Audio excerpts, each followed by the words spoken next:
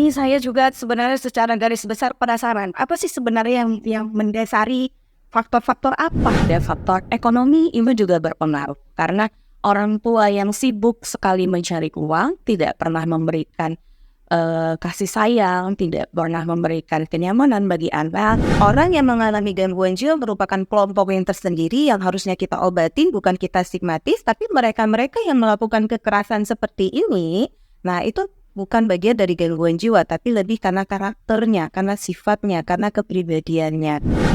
Sebenarnya Kanita, ada beberapa faktor yang menyebabkan perilaku menyimpang pada diri seseorang.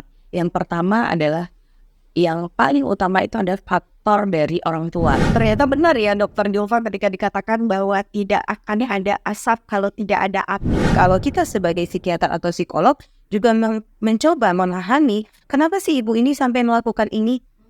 Kalau logikanya dalam keseharian itu sebetulnya kan tidak ada orang tua yang tidak sayang ya kepada anaknya ya.